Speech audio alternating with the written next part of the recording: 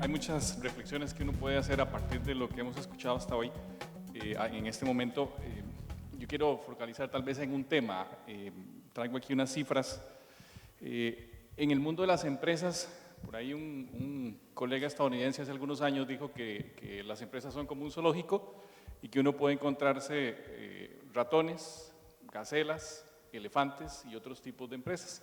Entonces, un ratón es una empresa muy pequeñita, un elefante es una empresa muy grande, imagínense un elefante con un ratón, y en el medio hay unas gacelas que quizá en nuestro contexto no son tan conocidas, pero son empresas de un tamaño mediano, muy ágiles, muy rápidas, y pues se ha dado a estudiar o se ha abierto toda una línea de investigación porque hay algunas cifras que llaman la atención. Por ejemplo, en un estudio que se hizo ya hace ratillo, en 1995-96, en Estados Unidos el 50% de los empleos había sido creado por un 4% de las empresas.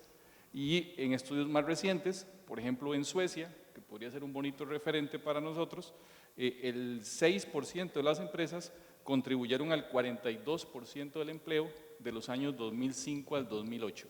O sea que este fenómeno de las empresas gacelas es bastante interesante, que por ahí Federico algo adelantaba. Hay diferentes formas de conceptualizarlas, de entenderlas. Se han venido estudiando, son difíciles porque no hay no hay consenso en algunas de las características que las pueden distinguir. Sabemos algunas cosas, por ejemplo, sabemos que no necesariamente están en alta tecnología, están en diferentes sectores. Sabemos que son jóvenes, pero no necesariamente pequeñas tampoco. Sabemos que contribuyen a un gran porcentaje de la generación de empleos, aunque se puede medir vía empleos, se puede medir vía productividad, se puede medir vía ventas, pero las variables que más se han utilizado para medirlas es empleos, entonces sabemos que generan una gran cantidad. También sabemos que se mueven en ciclos que no son persistentes, es decir, tienen periodos o ciclos de alto crecimiento y después pueden tener algunas oscilaciones o bajas. Entonces hay todo un tema interesante de poder identificar a estas empresas que en algunos de los trabajos que han hecho Ricardo y Federico se pueden localizar y ya ellos saben que están, como lo dice la literatura, en diferentes sectores, que están en diferentes tamaños. Ahora tenemos un proyecto de investigación para tratar de profundizar en su conocimiento, pero creo que por ahí podría ser un factor interesante. Y también sabemos por otros colegas de pues, qué es lo que hace que estas empresas surjan más fácilmente o surjan más complicadamente. Y por ejemplo, hay un trabajo que también ha sido patrocinado por el BID, en el cual hemos participado, liderado por un economista argentino, Hugo Cantis, en donde él pues establece de forma muy clara cuáles son algunos de los factores que pueden propiciar que estas empresas surjan. Él las llama dinámicas, no las llama gacelas, pero tienen el mismo principio, son empresas que crecen rápido, son empresas que generan empleo, son empresas que se encadenan, que exportan, y él establece un modelito en donde muchos de los factores que aquí se han tocado pues están. Por ejemplo, el papel que nos toca desde el sistema educativo como universidades, que aquí ha estado claramente establecido. También hay elementos como la relación entre ciencia y tecnología y el sector empresarial, en donde también podemos mejorar. Y hay algunos temas desde el punto de vista de emprendimientos dinámicos que son interesantes y que aquí no se han mencionado y que son temas más del nivel micro. Por ejemplo, el GEM es muy claro cuando dice que de todos los emprendedores que hacen su empresa, pues no más de un 10-12% lo hace con aspiración de crecimiento.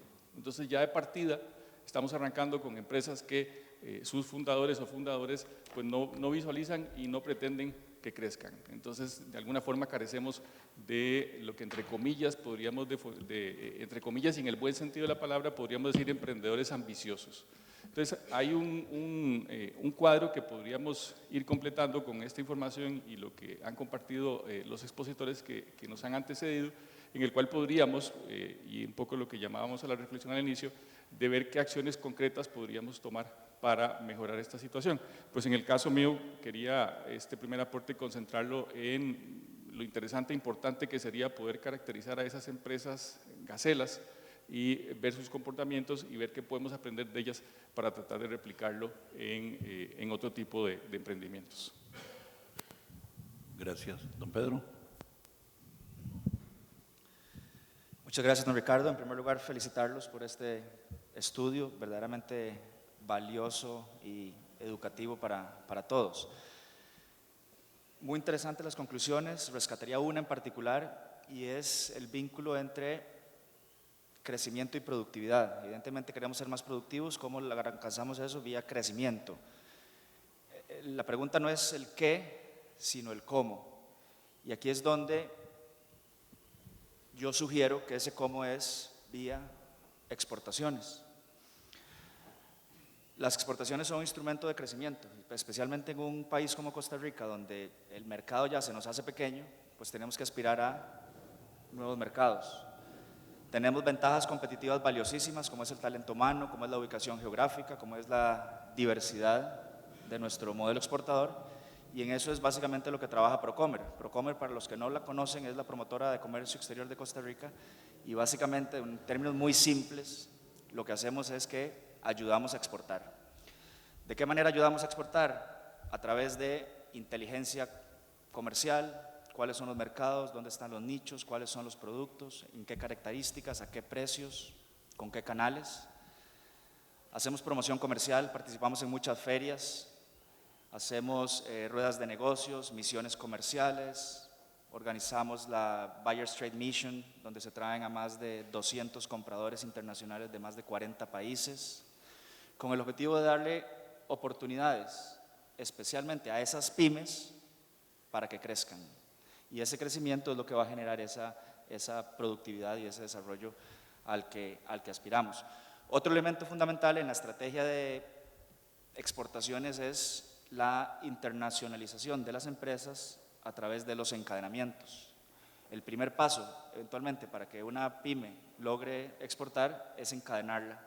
Y encadenarla no solo a una multinacional, como se acostumbraba en el pasado, sino también encadenarla a empresas locales que son más grandes y que van generando un nivel de competencias en esas empresas pequeñas que los hace estar mejor preparados para exportar. En resumen, seguimos apostando por las exportaciones como modelo de crecimiento económico. Actualmente exportamos a más de 157 países, 4.500 diferentes productos, 2.500 empresas exportadoras y por supuesto la ambición en Procomer es aumentar tanto en valor de exportaciones como número de empresas exportadoras como los resultados indirectos de todo esto como es la generación de empleo. Muchas gracias, don Pedro. Javier. Muchas gracias. Quisiera aprovechar un minuto para decir algo que no dije durante la presentación, que es que un comentario acerca del trabajo de Ricardo y de Federico. Creo que es un trabajo sumamente interesante, creo que es muy bueno tener este tipo de trabajos, pero también creo que es la punta del iceberg. Creo que hay muchísimo más para hacer en esta área. Creo que el trabajo, creo que al país le viene excelente como para tratar de empezar a ver por algún lado el tema de cómo hacer para atacar los problemas de productividad que tiene el país, sobre todo por sectores, tratar de ver un poco cómo hacer para mejorar la productividad en el sector servicios. Y pensando un poco en las recomendaciones de política, sobre todo, porque estos estudios son muy interesantes en tanto y en cuanto tengan buenas recomendaciones de política y después se puedan aplicar. A mí me interesaría un poco que se hablara un poco acerca de cómo hacer para mejorar la productividad. Y el cómo, como mencionaba hace un rato don Pedro, también viene un poco por el lado de aumento en la inversión en innovación. Entonces, tratar de pensar un poco cómo hacer para que estas empresas, las empresas medianas, las empresas chicas, puedan tener algún tipo de no sé si es acceso a financiamiento o qué es, para tratar de aumentar la innovación o su inversión en innovación. Y por otro lado, un tema que me parece sumamente relevante, y aprovecho que está don Pedro aquí para preguntarle también, es cómo podríamos hacer para involucrar a más empresas de las que se está involucrando en este proceso tan exitoso que ha tenido Costa Rica por medio de, por ejemplo, Procomer. ¿Cómo hacer para involucrar a más empresas todavía a tratar de llevarlas un poco hacia el campo de la exportación? Porque creo que es un modelo sumamente exitoso, pero lo que me parece a mí es que hay una serie de empresas a las cuales les gustaría alcanzar este proceso de llegar a exportar, pero que tienen un montón de temas en el medio. Hay una recomendación muy interesante en el artículo que habla de aumentar muchísimo los fondos para ProPyme, que tal vez, no sé si acá Ricardo y Federico quisieran hablar un poco del tema, pero me interesa saber un poco cuál es el nexo, digamos. A todos nos gustaría, o creemos que es una muy buena práctica, que estas empresas lleguen a exportar. Pero ¿cómo hacen para llegar a exportar? ¿Es que hay que acercarse un poco a las empresas? ¿Es que hay que aumentar el rango que tiene Procomer? No sé exactamente cómo se hace. Dejo la pregunta como para tratar de ver si se puede comentar. Bienvenido, don Federico. Muchas gracias por acompañarnos. Lo que estamos haciendo es una ronda de 3 minutos para cada uno para comentar los resultados de los 2 estudios que se presentaron el día de hoy, y después volveríamos a hacer otra ronda antes de abrir a preguntas y comentarios de parte de la audiencia. Le cedo entonces la palabra porque vamos en ese orden. Muchísimas gracias. Yo tuve oportunidad de oír los comentarios de la presentación, y desde una perspectiva de empresa privada, que es el grupo que produce la riqueza en un país, necesitamos estas empresas funcionando de la forma más eficiente y de la forma más productiva para que den empleo, para que contribuyan a la producción nacional. Y estas empresas privadas fundamentalmente lo que necesitan son las características adecuadas para poder llevar sus productos a sus clientes al mercado con la máxima eficiencia. Como empresario, yo creo que a las empresas no hay que regalarle las cosas. Y yo creo que el empresario y la empresa privada entiende perfectamente muy bien que no quiere nada regalado, y las empresas tienen habilidades para innovar. Toda ayuda que se pueda recibir es extraordinario, pero una empresa que tiene una visión, que tiene algo que la mueva, es porque tiene ideas geniales, porque puede hacer genialidades en el mercado, va a producir bienes y servicios. Eso es lo que hace, ese es el corazón de la empresa, y va a tener su maquinaria para innovar, va a tener sus iniciativas para financiarse. Puede ser fácil, puede ser difícil, nuevamente toda la ayuda que pueda recibir, excelente, pero en fin, lo que quiero decir es que una empresa es un mecanismo que funciona coordinadamente para llevar el mejor producto y servicio al mercado, pero si las condiciones del entorno no están, es imposible. Y eso es lo que Costa Rica tiene el reto primordial. Cuando vemos las noticias de que en la región Caribe de Costa Rica, nuestro principal puerto de exportaciones e importaciones, la principal carretera está cerrada, eso no puede ser, o sea, no podemos ser competitivos en los mercados nacionales e internacionales, por más talento que el empresario privado tenga. Cuando una empresa que funciona, y voy a poner un ejemplo real, voy a reservarme los nombres obviamente, pero cuando una empresa privada que tiene su planta de manufactura en Guatemala y exporta a todo el mercado centroamericano, y para ser competitivo en la zona sur de Centroamérica, llámese Panamá y Costa Rica, tiene que duplicar su infraestructura con otra planta de manufactura en Panamá o Costa Rica para poder llevar sus mercados, porque la infraestructura centroamericana no sirve, eso no contribuye a la competitividad.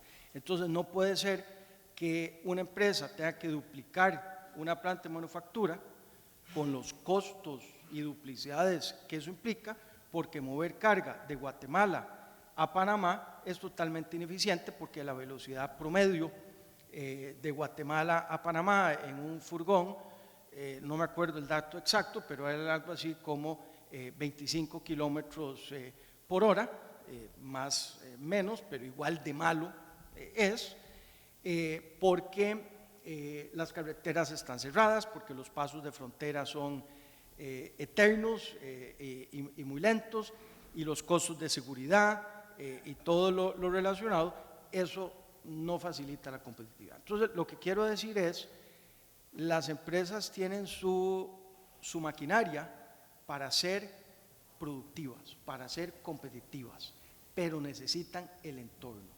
Y este país no tiene el mejor entorno para que nuestras empresas que venden en el mercado local y que venden en los mercados internacionales sean eficientes. Y eso, con lo que se hablaba en la mañana, los temas, por ejemplo, de entrabamiento que tenemos, las cosas duran aquí no meses, duran años, y no podemos tomar decisiones en los diferentes entidades estatales en temas de permisos de sanidad, en temas de permisos para abrir una empresa, en el doing business y las posiciones que hemos perdido dramáticamente en el doing business, y no quiero abusar de los 3 minutos, pero todos esos elementos hacen muy difícil que una empresa pueda ser competitiva. Repito, el empresario no quiere que le regalen nada. El empresario tiene la capacidad y el talento y la visión para llevar productos y servicios de la forma más eficiente al mercado, pero si las condiciones del entorno no están, es imposible. Y ese es lo que desde el sector privado preocupa grandemente, que el Estado pueda seguir los pasos al desarrollo que las empresas que producen la riqueza están haciendo. Muchas gracias, don Federico. Le cederíamos la palabra ahora a Federico Torres. Muchas gracias, Ricardo. Yo creo que hay muchas reflexiones que podríamos desarrollar, pero principalmente yo quería focalizarme en el tema de la dispersión de las productividades a nivel de la empresa nacional. Específicamente me preocupa muchísimo el tema de lo que conversaba el colega Federico con respecto a la posibilidad de que la empresa tenga esos recursos humanos geniales que tienen esa capacidad de innovar, esa capacidad de producir intraemprendedurismo, como lo llaman los colegas del área de recursos humanos, de producir dentro de la empresa nuevos emprendimientos y dentro de nuestras organizaciones nacionales que tengan un verdadero impacto en la productividad de las organizaciones. Pero para eso debemos suponer que la empresa nacional tiene un conjunto de recursos humanos adecuadamente formados y con las capacidades pertinentes para poder hacer ese intraemprendimiento en la organización. Me preocupa mucho entonces, y lo enlazo con el gráfico que presentó Javier, con respecto a lo que es la formación que estamos dando a nuestros profesionales, y más que estamos en un recinto universitario y que varios de los que estamos acá pues somos profesores universitarios, tal vez todos.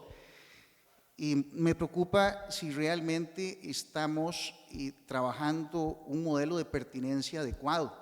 Desde el SINAES, el Sistema Nacional de Acreditación de la Educación Superior, uno de los criterios que siempre se ha trabajado fundamentalmente para lo que es la evaluación de las carreras a nivel de Costa Rica es exactamente la pertinencia de la formación. Estos estudios y esa dispersión de las empresas nacionales me generan a mí una gran preocupación en cuanto a qué también estamos evaluando la pertinencia de la labor universitaria en Costa Rica. Si queremos que la empresa tenga esa posibilidad innovadora, que la coloque más cerca de la frontera productiva de Costa Rica, pues definitivamente tiene que tener esos recursos innovadores, capaces, productivos y proactivos dentro de la organización. Esos recursos son los que pues la universidad debería estar formando y en las carreras que más pertinencia tienen para el país. Definitivamente creo que tenemos que hacer un trabajo muy fuerte. Cuando comentaban el tema de Intel y de la salida de Intel, yo me preguntaba, bueno, y la mayoría de los ingenieros que están saliendo de Intel y que están siendo recolocados dentro del proceso de salida de Intel o que están siendo asumidos son graduados de nuestras universidades y lo sabemos. ¿Qué políticas hemos desarrollado a nivel universitario para, por medio de educación continua, trabajar esa proactividad y ese nivel de conocimiento que esos graduados han desarrollado en su estancia en Intel. Realmente uno ve otros países como Israel, como Corea, que tienen modelos de desarrollo que atienden muy bien al talento humano. Entonces, cuando el talento humano se cree que se puede desperdiciar, inmediatamente toman medidas para que ese talento se reubique adecuadamente dentro de los procesos productivos nacional. Sin embargo, creo yo que nosotros no tenemos esos mecanismos que asistan a esas personas y a ese talento humano para ser recolocados en el lugar más productivo posible dentro del país. Gracias. Gracias, Federico. Hacemos la segunda ronda y tratemos de reducirla a 2 minutos para que podamos abrir. Y, por supuesto, en el caso de Pedro, bueno, hay una pregunta ahí pendiente, ¿verdad? De parte de Javier. Adelante. Bueno, yo creo que es un fenómeno que tiene muchas aristas y hay que verlo desde diferentes perspectivas. De hecho, la variedad que hemos encontrado en la mesa es síntoma de eso. Yo tal vez para enlazarme con lo que señalaba Federico Torres, al final en su disertación, el tema del capital humano, no solo desde el punto de vista, como señalaba Javier, de la diferencia entre lo que el mercado pide y lo que estamos dándole como universidades, sino también desde el punto de vista del capital humano emprendedor, que es otra variable importante. Está comprobado que las empresas innovadoras son dirigidas por emprendedores innovadores y acabamos de mostrar o de señalar un dato en donde tenemos un bajo porcentaje de, por lo menos desde el punto de vista de empresas nuevas, de emprendedores ambiciosos. El GEM que se presentó hace 3 semanas habla de que la actividad emprendedora decayó un 35% en el transcurso de 2 años, del 2012 al 2014. Ricardo Monge y yo hicimos otro trabajo en el cual estudiamos las personas que habían salido de multinacionales instaladas en zonas francas a crear sus propias empresas. Y solo un 20% de esos salieron a crear empresas que fueran o proveedoras o que estuvieran de alguna forma ligadas con otras empresas. El otro 80% sale a crear empresas de comercio, de servicio, pero lo que usualmente llamamos las empresas un poco lifestyle, que eran las que hablábamos estas de que no hay mucha ambición de crecimiento y que muy probablemente deben ser aquellas que están en la parte más baja de las productividades. Entonces, creo que ese es un tema también que debemos ponerle atención, no solo el capital humano desde el punto de vista de la formación y su aporte a los procesos productivos, sino también desde esa formación emprendedora, que es lo que vamos a llamar capital humano emprendedor. Muy bien, yo voy a usar mi minuto para referirme a las inquietudes de don Javier. En primer lugar, menciona innovación. Definitivamente innovación tiene que ser parte de nuestro ADN. Estamos a nivel país en un punto que ya no somos competitivos a nivel de precios, a nivel de ser líderes en commodities, pero tampoco somos lo suficientemente innovadores como para competir en gama alta en términos de productos. Entonces eso nos obliga a innovar, pero la innovación debe trascender al producto. No es solo el nuevo producto que es totalmente innovador, tenemos que pensar en cómo innovamos a nivel de empaque, cómo innovamos a nivel de posicionamiento, cómo innovamos a nivel de nichos de mercado, a nivel de mensajes, a nivel de marketing, a nivel de canales de distribución. E inclusive nosotros también tenemos que ser ejemplos de esa innovación, y les doy un ejemplo. Procomer tiene 13 oficinas de promoción comercial alrededor del mundo, donde básicamente tenemos directores identificando compradores que quieran adquirir los bienes y servicios de Costa Rica. Eso claramente es insuficiente y abrir una nueva oficina pues nos cuesta miles de dólares. Entonces lo que hicimos hace un par de meses es llegar a un acuerdo con la Cancillería, con el Ministerio de Relaciones Exteriores, a través del cual vamos a empezar a utilizar las 62 sedes diplomáticas como plataformas de promoción comercial. Entonces, los embajadores no solo son embajadores, sino que también nos ayudan a vender los productos de Costa Rica fuera de Costa Rica. Y esto pues implica una innovación en la manera de pensar, una innovación en la manera de hacer y acomodarnos a una nueva circunstancia, a una nueva realidad. Por supuesto que los vamos a formar, los vamos a capacitar, les vamos a dar todas las herramientas para que se sientan cómodos haciendo algo en lo que eventualmente no está en su ADN.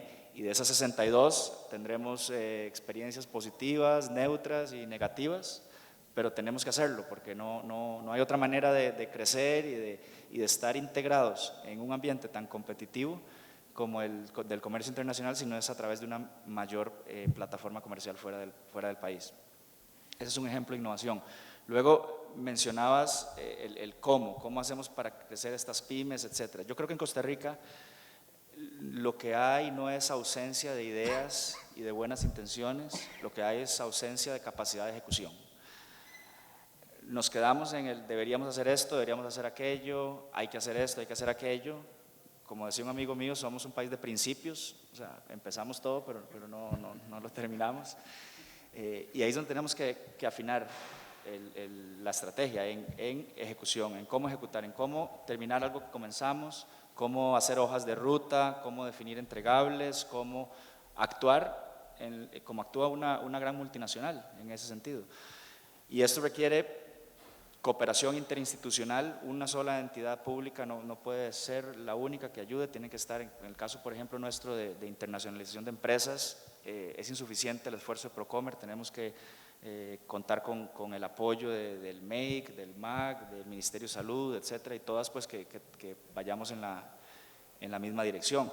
Y de la misma manera el empresario no puede esperar un Estado paternalista, el empresario tiene que saber que está en un país donde los retos de competitividad son muy grandes: infraestructura, logística, financiamiento, tramitomanía, costos de operación, etcétera. Pero a partir de esa situación, esa realidad, tiene que definir la estrategia y las vías que lo lleven al resultado que quiere obtener. Entonces es una responsabilidad dual, donde también la del sector privado pesa muchísimo.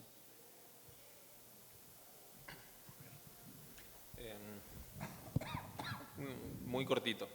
Estoy totalmente de acuerdo con la participación del señor Federico, del primer Federico, en términos de que el entorno es muy importante. De hecho, la presentación que yo hice fue acerca del entorno. Ahora, el tema que me preocupa un poco es, y no por lo que él dijo, sino por muchos mensajes que se escuchan, es que uno haga foco en una de estas cosas y se olvide del resto. ¿Sí? El país tiene un problema fiscal muy importante. ¿Hay que atacar el tema fiscal? Seguro. ¿Hay que olvidarse del resto de las cosas? No. O sea, yo les estoy mostrando lo que me preocupaba a mí personalmente, el tema de capital humano.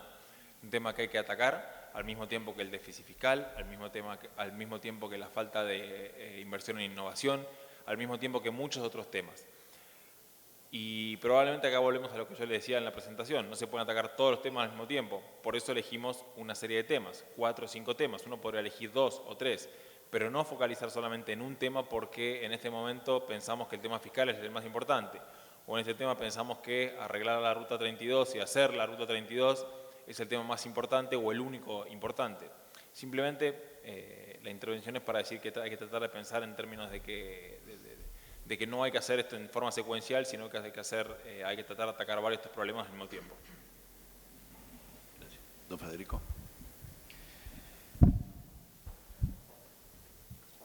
Yo no voy a discutir el tema de la innovación, es clave, yo creo que no hay que hablar de eso, es un tema dado, necesitamos innovación. Pero lo más preocupante es el dinamismo del mercado.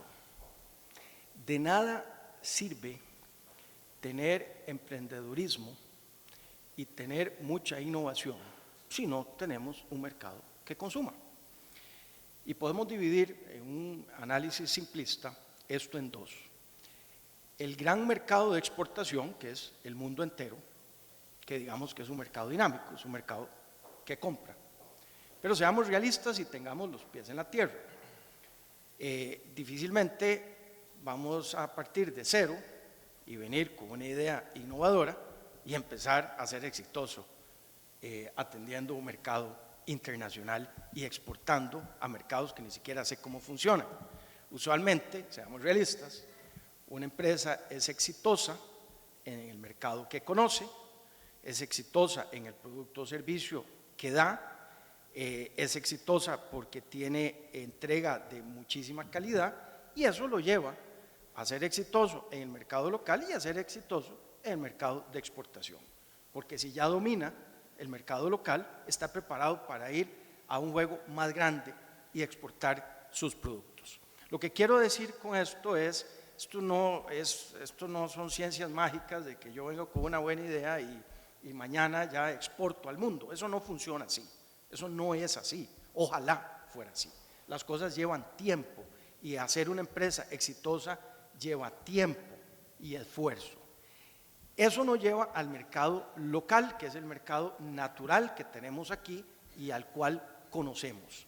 Pero si el mercado no es dinámico, y por dinámico me refiero a un mercado creciente, ¿de qué sirve ser innovador si nadie me va a comprar los productos y servicios? Y eso se llama crecimiento del Producto Interno Bruto. Y en este país lo que hablamos es de un montón de temas que muchos de ellos, a mi gusto personal, no agregan ningún valor, pero no hablamos de cómo crecer el mercado, cómo crecer la producción, cómo crecer, cómo dinamizar el mercado, cómo hacer que el ingreso medio, el Producto Interno Bruto, pase de lo que está actualmente, que anda más o menos, dependiendo de la fórmula de cálculo, $10,000 per cápita, a $20,000 per cápita.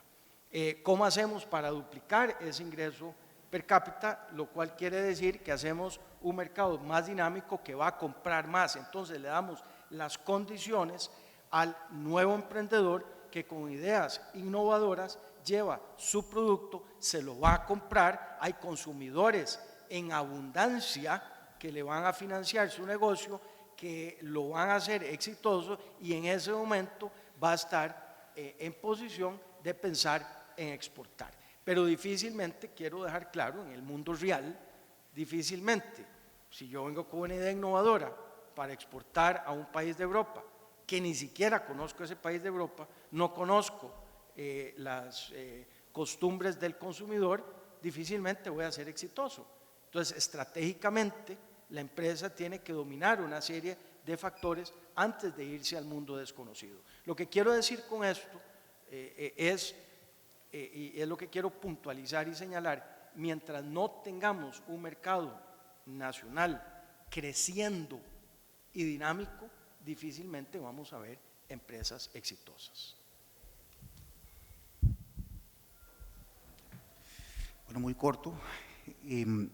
Fundamentalmente quería profundizar en esta segunda intervención el tema, de nuevo, siempre en la línea de la dispersión de las productividades, pero más bien apuntando a lo que comentaba Javier con respecto a la dualidad que encontramos y que Ricardo pues tantas veces nos ha comentado. Existe una dualidad, hay empresas que tienen acceso a condiciones de clima, de negocios, a condiciones especiales de acceso a crédito, etcétera, y hay otras empresas que no lo tienen y son un número muy importante dentro del país. Evidentemente, todos los que hemos administrado recursos públicos escasos sabemos que en todo proceso de este tipo hay un proceso de exclusión, o sea, beneficiamos a unos o apoyamos a unos y tenemos que excluir a otros. La pregunta que yo me hago es: ¿qué tan eficientes estamos siendo en esos procesos de exclusión? O sea, en otras palabras, estamos excluyendo a las empresas que deberíamos excluir, las que tienen menos potencial, las que tienen menos capacidad de crecer, de convertirse en gacelas y alcanzar altas tasas de crecimiento, o más bien estamos excluyendo con otros criterios que tal vez no son tan pertinentes para los objetivos nacionales. La segunda pregunta que me hago, ¿verdad?, es si, bueno, si estamos excluyendo razonablemente bien, ¿qué políticas tendríamos que establecer para hacerlo todavía mejor y ampliar la base sobre la cual trabajamos? No sé si la persona que habló antes fue la que envió la nota. Ok, pero entonces la leo porque se relaciona directamente con lo que se planteaba acá sobre el recurso humano. Plantea tres cosas que se concatenan. Dice: según don Federico, la innovación es clave. Hay un discurso político fuerte para atraer inversión en industrias de servicio y manufactura, en tecnología. Si esta es la estrategia, ¿qué hace falta para que el sistema educativo se alinee a esa estrategia? ¿Qué participantes deberían liderar esta evolución del sistema educativo y cómo podría iniciarse este proceso? Y la otra dice: carecemos de emprendedores ambiciosos, innovación es la clave, 45,000 empleos que no podrán ser cubiertos para el 2016. Dice: ¿cuál es la estrategia para que estas habilidades blandas se desarrollen desde procesos tempranos de la etapa educativa, no solo pensar en universidades? Antes de decirle a mis colegas acá quién quiere atreverse a hacer comentario y demás, yo sí quisiera aprovecharme del monopolio de ser coordinador y comentar 3 cosas sobre este tema. Después de darle mucho pensamiento a este tema del recurso humano y sobre todo el tema de emprendedores que señalaba muy acertadamente Juan Carlos, y de cómo son las empresas lideradas por verdaderos emprendedores los que crecen y generan las mayores fuentes de empleo, tuve la oportunidad de leer el último libro de Andrés Oppenheimer y él tiene ahí una hipótesis